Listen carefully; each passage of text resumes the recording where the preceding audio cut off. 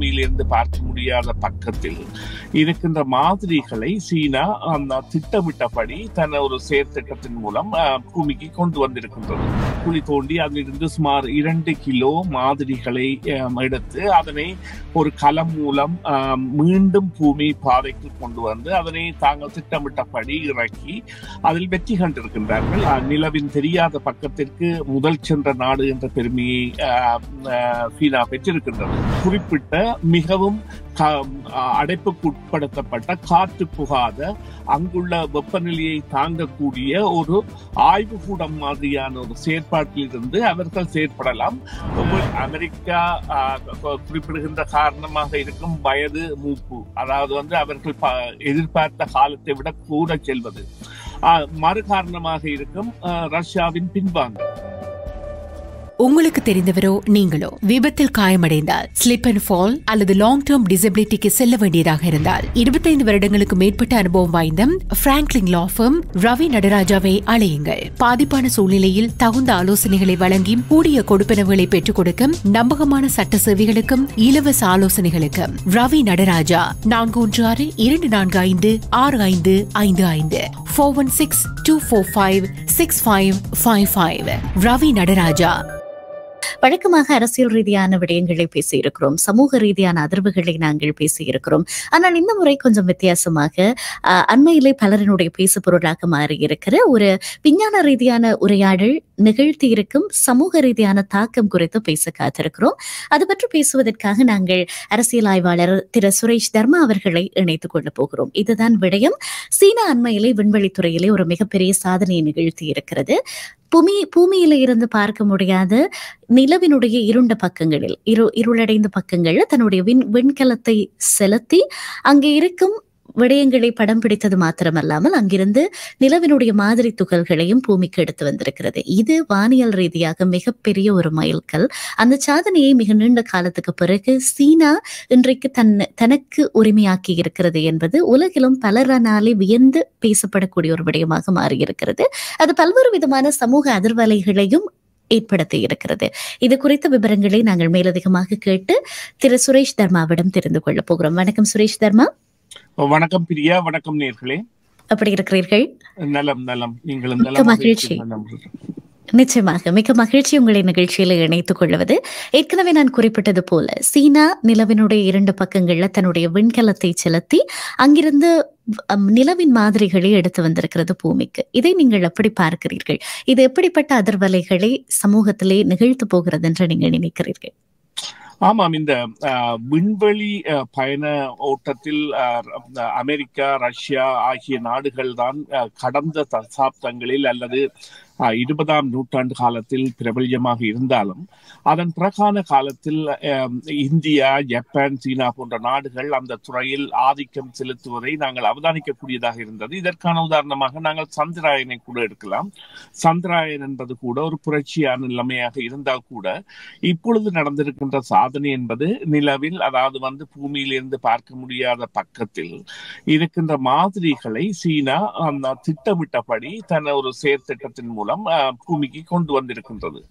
இதற்காக அவர்கள் செய்த முதற்கட்ட வேலையாக அவர்கள் நிலவின் பகுதிக்கு ஒரு டிரான்ஸ்மிட்டர் ஒன்று, அதாவது தொடர்பு சாதனம் ஒன்றை அனுப்பியிருந்தார்கள் என்று சொன்னால் அந்த நிலவின் இரண்டு பகுதியிலிருந்து பூமிக்கு தொடர்பு கொள்வது என்பது இயலாத காரியம். எனவே இந்த டிரான்ஸ்மிட்டர் என்பது அங்கே இருக்கின்றபடியால் அது அந்த செல்ல போகின்ற களத்துடன் தொடர்புகளை ஏற்படுத்தி அதிலிருந்து பெறுகின்ற தகவல்களை பூமிக்கு அனுப்புவதாகவும் பூமியிலிருந்து பெறுகின்ற தகவல்களை அதற்கு அனுப்புவதாகவும் செயற்பட்டு அதன் மூலம் அவர்கள் அங்கே ஒரு சிறிய குழி தோண்டி அதிலிருந்து சுமார் 2 கிலோ மாதிரிகளை எடுத்து அதனை ஒரு கலம் மூலம் மீண்டும் பூமி பாதைக்கு கொண்டு வந்து அதனை தாங்கள் திட்டமிட்டபடி இறக்கி அதில் வெற்றி கண்டிருக்கின்றார்கள். இப்பொழுது அந்த மாதிரிகளை பாவிப்பதற்கு மற்ற நாடுகளுக்கும் அவர்கள் உரிமம் தருவதாக கூறியிருக்கின்றார்கள். இது அந்த பகுதிகளில் என்ன இருக்கின்றது, என்ன கனி வளங்கள் இருக்கின்றன, கனிம பொருட்கள் இருக்கின்றன என்பன போன்ற பல இத்தியாதிகளுக்கு விடை தருவதாக இருக்கும். இங்கே நாங்கள் குறிப்பிடப்பட வேண்டிய விடயம் என்னவென்றால், சுமார் 3-4 ஆண்டுகளுக்கு முதல் அல்லது ஒரு 4-5 ஆண்டுகளுக்கு முதல் இந்த சீனாவும் ரஷ்யாவும் இணைந்து தாங்கள் நிலவில் ஒரு நிரந்தர ஒரு செயற்திட்டத்திற்கான தளத்தை அமைக்கப் போவதாகவும் அதற்காக அணு மூலம் மின்சாரத்தை பெறப்போவதான ஒரு திட்டத்தை அறிவித்திருந்தனர். அந்த திட்டத்திற்கான முதலாய படியாக கூட நாங்கள் இதனை பார்க்கலாம் என்றால், அவ்வாறான ஒரு நிலையத்தை அவர்கள் அமைப்பதற்கு நிரந்தர மின்சக்தி அங்கே தேவை. சூரிய சுழற்சியின் போது இந்த சூரியன் மூலம் மின்சக்தியை பெறுவது என்பது சில வேளைகளில் பலவீனத்தை அடையலாம் என்றால் அவ்வாறான நிலைமைக்கு கூட இது இட்டு செல்லலாம். இருந்த பொழுதிலும் இது மனித வரலாற்றில் 2 விடயத்தை தற்பொழுது நிலைநாட்டி இருக்கின்றது. முதலாவது, நிலவின் தெரியாத பக்கத்திற்கு முதல் சென்ற நாடு என்ற பெருமையை சீனா பெற்றிருக்கின்றது. மறுபக்கமாக இந்த திட்டம், அதாவது அந்த மூன் மிஷன் எனப்படுகின்ற அல்லது லூனர் மிஷன் எனப்படுகின்ற இந்த ஒரு திட்டத்தில் 53 நாட்களுக்குள் இந்த திட்டத்தை முடித்ததான ஒரு சிறிய குறுகிய கால திட்ட முடிவுக்கான வந்த ஒரு நாடாகவும் தன்னை பதிவு செய்கின்றது. எனவே இது மனித வரலாற்றின் மேலதிகமான ஒரு நிலை, விண்வெளி, அதாவது பிரபஞ்சம் என்பது புதினமானது. பிரபஞ்சத்தில் உள்ள கோள்களும் நட்சத்திரங்களும் கூட புனிதமானவை, புதினமானவை. இந்த வகையில் இதன் ஒரு ஆராய்வு, பூமிக்கு துணைக்கோளான நிலா எவ்வாறு செயற்படுகின்றது அல்லது என்ன இருக்கின்றது என்பதை மறுபக்கத்திலிருந்து பார்க்கக்கூடிய ஒரு செயற்பாட்டிற்கு சீனா அடித்தளமிட்டிருக்கின்றது. அதைத்தான் உங்களுடைய கேள்விக்கானபடியாக கூற முடியும். அண்மையிலே எலன் மஸ்க் ஒரு விடயத்தை பதிவு செய்திருந்தார். செவ்வாயிலே மனிதர்களை குடியேற்றுவதற்கான முயற்சிகளை தாங்கள் முன்னெடுத்து வருவதாக, அதற்குரிய ஆய்வுகளை நடத்தி வருவதாக ஒரு கருத்தை வெளியிட்டிருந்தார்.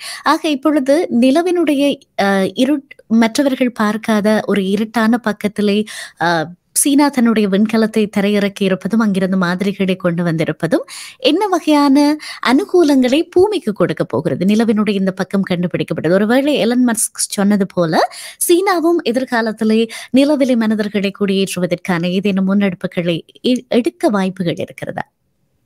இவ்வாறான நிலைமைகளை ஏற்படுத்துவதற்கு, அதாவது மனிதர்கள் என்பது, மனிதர்களின் அந்த பிரசன்னம் என்பது நிலாவிற்கு செல்வதானது ஒரு மாதிரியாக, சாம்பிள் ப்ராஜெக்டாக செல்லலாமே ஒழிய நிரந்தர குடியிருப்பாக மாற முடியாது. அதற்குரிய கட்டமைப்புகள் அங்கே இல்லை, அதற்குரிய நிலைமை இல்லை. எனவே அவர்கள் ஒரு இறுக அமைக்கப்பட்ட ஒரு ஆய்வு கூடத்தில் இருக்கலாம். அதை விடுத்து வெளியே சென்று நடமாடுவது போன்ற செயற்பாடுகள் எல்லாம் ஈடுபட முடியாது. அது போன்ற ஒரு செயற்பாடுதான் இந்த செவ்வாய் கிரகத்தில் கூட இடம்பெறலாம். இப்ப செவ்வாய் கிரகத்திற்கு கூட எலன் மஸ்க் செல்ல முனைவது என்பது அங்கே ஒரு 3.8 பில்லியன் ஆண்டுகளுக்கு முதல் அல்லது 4 பில்லியன் ஆண்டுகளுக்கு முதல் உயிரினங்கள் வாழ்ந்திருக்கலாம் என்கின்ற ஒரு தரவை விஞ்ஞானிகள் முன்வைக்கின்றார்கள். அவ்வாறான ஒரு நிலையில் அங்கே சாதாரணமாக 20 செல்சியஸாக பகல் காலநிலை இருந்தாலும் இரவு காலநிலை என்பது 150-160 செல்சியஸ் என்கின்ற மைனஸ் என்கின்ற ஒரு பனி நிலைக்கு செல்கின்ற காலநிலை. அவ்வாறான பிரதேசங்களில் எல்லாம் மனிதர்கள் இருப்பது என்பது சாத்தியமற்றது. ஆனால் மாதிரி குடியிருப்பாக ஒருவர், இருவர் அல்லது ஒரு 10க்கு குறைந்த நபர்கள் அவர்கள் விஞ்ஞான ஆய்வுகளை மேற்கொள்வதற்காகவோ போன்ற முயற்சிகளுக்காக சென்று குடியேறுவது என்பது சாத்தியமானது. அதை விட அதன் தொலைவு என்பது எவ்வாறு என்பதுதான் இங்கே உள்ள நிலைமை. இப்பொழுது நிலா என்பது சுமார் 400 கிலோமீட்டர் தூரத்தில் இருக்கின்றது. அதேவேளை இந்த செவ்வாய் கிரகம் என்பது சுமார் 793 மில்லியன் மைல்களுக்கு அப்பால் உள்ளது. இங்கே நாங்கள் எங்களுடைய சூரிய குடும்பத்தை எடுத்து பார்த்தால் அங்கே உள்ள 8 கோள்களிலும் உண்மையிலேயே இந்த மெர்க்குரி, வீனஸ், எர்த், மார்ஸ் இந்த 4ம் தான் திடப்பொருட்களால் ஆனவை.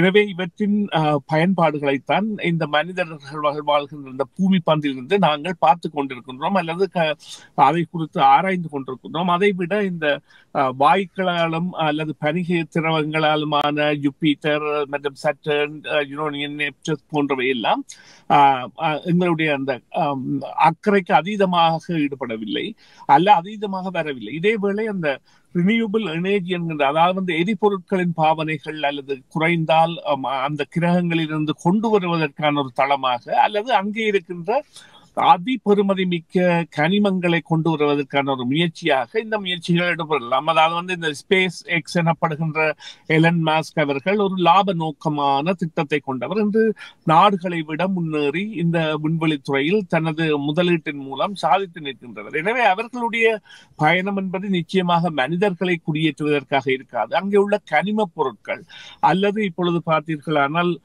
யுரேனியம், அதாவது இந்த நியூக்ளியர் பவருக்கு செய்வதற்கு தேவையான யுரேனியம் போன்றவற்றின் அதிகமாக அங்கே இருக்கின்ற பொழுது அவற்றை கொண்டு வருவதற்கான முயற்சி. ஆனால் அதற்கான செலவுகள் என்பன எல்லாம் கணக்கிடப்படும் பொழுது அவற்றின் பயன்பாடு எவ்வாறு இருக்கும் என்பது அறியப்படாத ஒன்றாக இருந்தாலும் இவ்வாறான பயணங்கள் என்பது நிச்சயமாக அதற்கு மேலும் வழிகோலும். அங்கே ஆமாம், இவ்வாறான கனிம பொருட்கள் இருக்கின்றன, இவற்றின் மூலம் நாங்கள் இவற்றை இங்கே கொண்டு வரலாம் போன்ற திட்டங்களை கொண்டு வரலாம். அதற்கான முயற்சிகளை இவை எடுக்கும். ஆனால் மனித குலம் என்பது சென்று மாற்று கிரகங்களில் வாழ்வது என்பது அது ஒரு கனவு. அவ்வாறான கனவு என்றால் முடியும். அது ஒரு குறிப்பிட்ட மிகவும் அடைப்புக்கு உட்படுத்தப்பட்ட காற்று புகாத அங்குள்ள வெப்பநிலையை தாங்கக்கூடிய ஒரு ஆய்வுகூடம் மாதிரியான ஒரு செயற்பாட்டில் இருந்து அவர்கள் செயற்படலாம். வெளியே அந்த கிரகங்களுக்கு இறங்கும் போது அதன் சீதோசன நிலைகளுக்கு ஏற்ப உடைகளையும் தங்களுக்கு தேவையான ஆக்சிஜனையும் தாங்களாகவே கொண்டு சென்று இறங்கி அங்கே அந்த பணியாற்றுவது கள முயற்சிகளில் ஈடுபடுவதுதான் இயலக்கூடிய விடயம் என்பதைத்தான் உங்களுடைய கேள்விக்கான விடையாக கூற முடியும். நிச்சயமாக இது இப்படி இருக்கும். எப்போதுமே சீனாவுக்கும் அமெரிக்காவுக்கும் இடையிலாக ஒரு பனிப்போர் போய்கொண்டே இருக்கும். அது வெளியரங்கமாகவும் சரி, மறைமுகமாகவும் சரி. அவர்கள் நிலப்பரப்பை ஆக்கிரமித்து முடித்தது போக இப்பொழுது வான்பரப்பையும் ஆக்கிரமிக்க ஆரம்பித்திருக்கிறார்கள். தங்களினுடைய போட்டியை இல்லாவிட்டால் தங்களுடைய பனிப்போரை வானிலும் ஆரம்பித்திருக்கிறார்கள். ஆக இதுவரைக்கும் ஒரு ரோபோட்டிக் ஏர்கிராப்டை முதலாக நிலவிலே இறக்கியது சீனா தான். இதற்கு முன்னும் 2006ஆம் ஆண்டு என்று நினைக்கின்றேன்.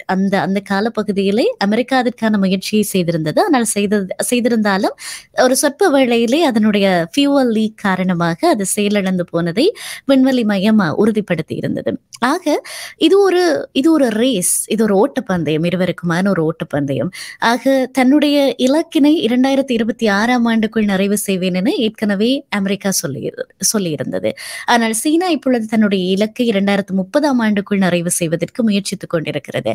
ஆக இப்படியான ஒரு சூழ்நிலை நிலவுகிற பட்சத்தில் சீனாவினுடைய இந்த தரை இறக்கம் என்பது எப்படி இறக்கத்தை, இந்த சாதனையை அமெரிக்கா அப்படி எதிர்கொள்ள போகிறது, எப்படி அதை எடுத்துக்கொள்ள போகிறது, அமெரிக்காவினுடைய விண்வெளி செயற்பாடுகளுக்கு எப்படியான ஒரு அதிர்வினை சீனாவினுடைய இந்த சாதனை நிகழ்த்தி இருக்கிறது. ஆமாம், நீங்கள் குறிப்பிட்டது போல இது ஒரு விண்வெளி ஓட்டம், அதாவது ஸ்பேஸ் ரேஸ் என்று கூறுவார்கள். அல்லது அதாவது அணு ஆயுதங்களை கூட கொண்டு பறக்க விட்டு வைத்திருப்பது போன்ற செயற்பாடுகள் எல்லாம் 1960களின் உச்சம் பெற்றிருந்து அதன் மூலம்தான் இந்த மூன் லேண்டிங் என்பது அங்கே அவர்கள் அதாவது நிலவுக்கு சென்றடைதல் என்பதை அவர்கள் ஒரு பெரிய வெற்றி குறியீடாக மேற்கொண்டு அதன் மூலம் பல விண்கலங்கள் சென்று அவை சில நடைபெறாத பொழுதும் 1967ஆம் ஆண்டு நினைக்கிறேன் மனிதர்கள் அந்த முதல் அப்போலோ விண்கலம் மூலம் அவ்வாறு சென்றடைந்த மூலம் அதன் பிறகு அந்த விடயம் என்பது சற்றே கிடப்பில் போடப்பட்டதாகவும் அதன் பிறகாக 50 ஆண்டுகள் கழித்துத்தான் அமெரிக்கா இந்த விடயத்தில் நீங்கள் குறிப்பிட்டது போல 2015-16களில் இறங்கி இருந்தது.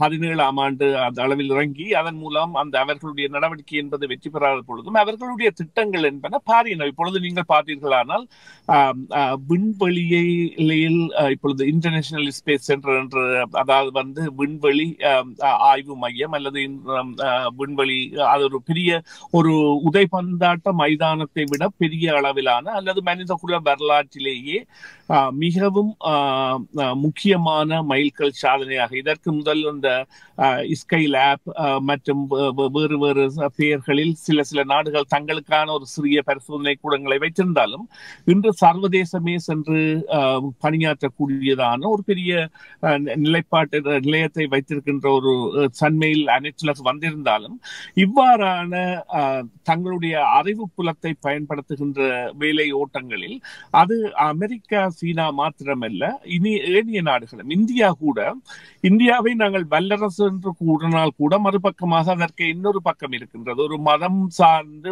பயணிக்கின்ற ஒரு நாடு அல்லது மக்கள் தொகையில் அதிகம் உள்ள உலக நாடு என்கின்ற பல முகங்களை கொண்டிருந்தாலும் அது கூட இந்த விடயங்களில் சாதித்து வருகின்றது.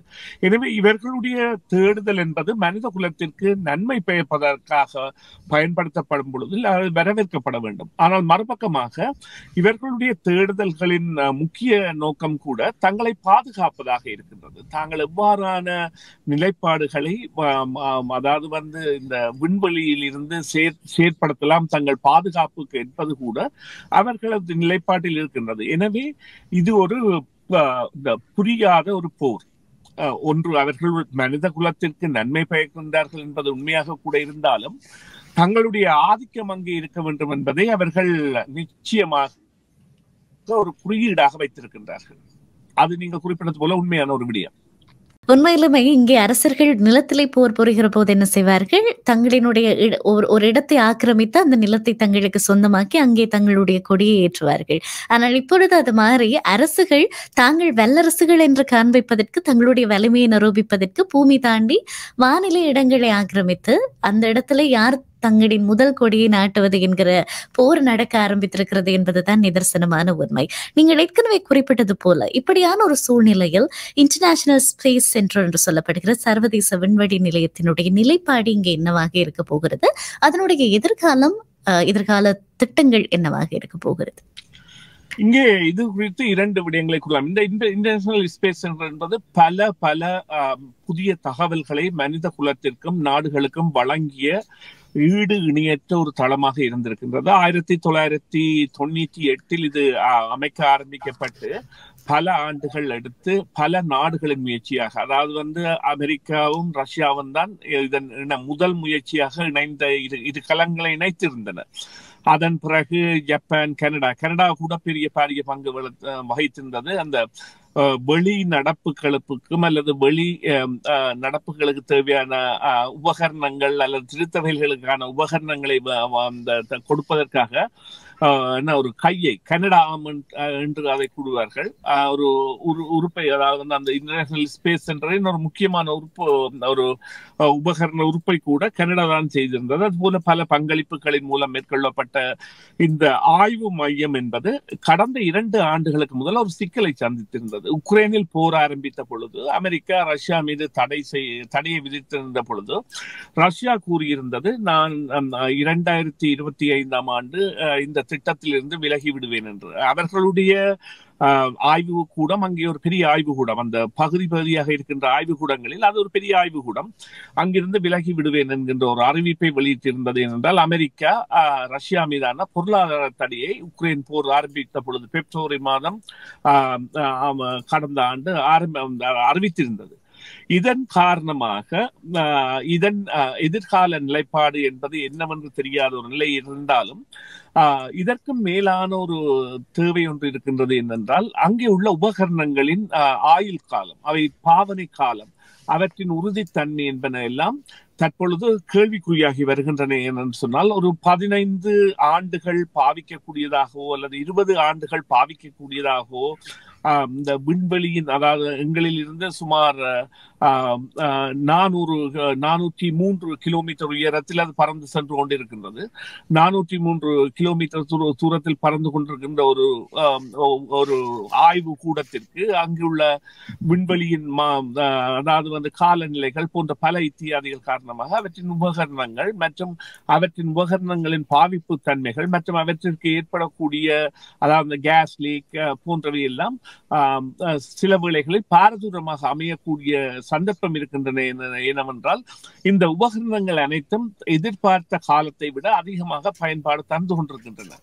இந்த இன்டர்நேஷனல் ஸ்பேஸ் சென்டரை நாங்கள் வெறும் கண்ணாலேயே பார்க்க முடியும். சுமார் 27,000 கிலோமீட்டர் வேகத்தில் அது உலகை பல முறை சுற்றி வருகின்றது. நீங்கள் சாதாரணமாக கூகுளில் சென்று இன்டர்நேஷனல் ஸ்பேஸ் சென்டர் ரூட் என்று போட்டு நீங்கள் இருக்கிற இடத்தை டொரண்டோ அல்லது ஸ்காப்ரோ என்று போட்டால் அது அந்த பகுதியால் எப்பொழுது செல்லும் என்பதை பார்த்தால் நீங்கள் நம்ப முடியாத ஒரு வேகத்தில் அந்த பொருள் சென்று கொண்டிருக்கும்.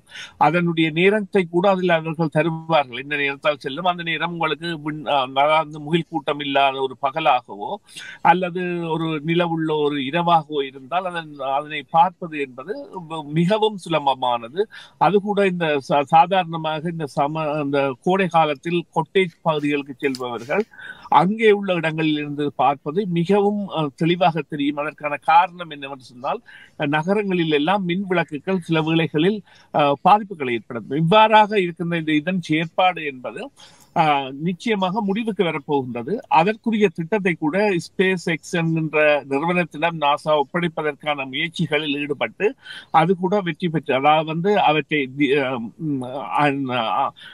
அந்த ஆய்வு கூடத்தை பகுதிகளாக்கி பாதிப்பில்லாமல் தரைக்கு இறக்குவது அல்லது பாதிப்பில்லாமல் அவற்றை செயலிழக்க வைப்பது போன்ற திட்டங்களை பரிசீலித்து வருகின்றது. இதற்கான காரணங்கள் முக்கியமாக அமெரிக்கா குறிப்பிடுகின்ற காரணமாக இருக்கும் வயது மூப்பு, அதாவது அவர்கள் எதிர்பார்த்த காலத்தை விட கூட செல்வது. மறு காரணமாக இருக்கும் ரஷ்யாவின் பின்வாங்கல். ரஷ்யா இதற்காக 2 வருட காலத்தவணையை கொடுத்து விட்டது. நாங்கள் அதாவது அமெரிக்கா விடுத்த பொருளாதார தடை தான் அதற்கு காரணம். எனவே அதனுடைய எதிர்கால செயற்பாடு என்பது என்ன மாதிரி இருக்கும் என்பது கூற முடியாது. இருந்தாலும் ஜப்பான், சீனா கூட தனது ஆய்வு மையத்தை அமைத்து வருகின்றது. தனக்குரிய ஆய்வு மையத்தை அமைத்து அது செயற்பாட்டிற்கு வந்துவிட்டது. அது போன்று இப்பொழுது ஜப்பான் ஏனைய நாடுகள் கூட இணைந்து சில வேளைகளில் ஒரு பெரிய இன்னொரு இதற்கு பிரதியிடான ஆய்வு மையம் அங்கே அமைவது என்பது சாத்தியமானது. அதனைத்தான் உங்களுடைய கல்விக்கான சுருக்கமான பதிலாக கூறலாம். இது இவ்வளவு காலமும் பயனை தந்திருக்கின்றது. ஆனால் இது ஓய்வு பெறுவதற்கான காலம் நெருங்கிவிட்டது. அது வெகு விரைவில் நடைமுறைக்கு வரும் என்பதுதான் உண்மை. நிச்சயமாக பார்க்கலாம் பொறுத்திருந்து. இந்த விண்வெளிக்கான ஆமை முயல் ஓட்ட போட்டியிலே யார் தங்களுடைய கொடியை நாட்டப் போகிறார்கள், இதை எப்படி இந்த விண்வெளியில் நிகழ்கிற இந்த மாதிரியான ஒரு பனிப்போர் என்பது எந்த அளவுக்கு பூமியிலே மாற்றங்களை, அதிர்வுகளை நிகழ்த்த போகிறது அரசியல், பொருளாதார, சமூக ரீதியாக என்பதை பொறுத்திருந்து நாங்கள் பார்க்கலாம். இப்பொழுதைக்கு உங்களுக்கு நன்றி. மிக விளக்கமான விளக்கங்களை எங்களோடு பகிர்ந்து கொண்டமைக்காக நன்றி சுரேஷ் தர்மா. நன்றி பிரியா. நன்றி நேயர்களே. மீண்டும் ஒரு பொழுதில் சந்திப்போம். நன்றி. நன்றி. CMR யூடியூப் சேனலில் இணைந்திருக்கும் நேர்கள் அனைவருக்கும் எமது நன்றி. காமெண்ட்ஸ் பகுதியில் உங்கள் கருத்துக்களை தெரிவிக்க தவறாதீர்கள். முக்கிய செய்திகள், காணொளி தொகுப்புகள், நேர்காணல் என பலதரப்பட்ட அம்சங்களையும் உங்களுக்காக தருகின்றது CMR யூடியூப் சேனல். CMR என்று சர்ச் செய்து எமது யூடியூப் சேனலை சப்ஸ்கிரைப் பண்ணுங்கள். உங்கள் உற்றார் உறவினர் நண்பர்களோடும் இந்த காணொளி தொகுப்புகளை பகிர்ந்து கொள்ளுங்கள். அருகில் இருக்கின்ற முக்கிய காணொளி தொகுப்புகளையும் தவறவிடாமல் பாருங்கள்.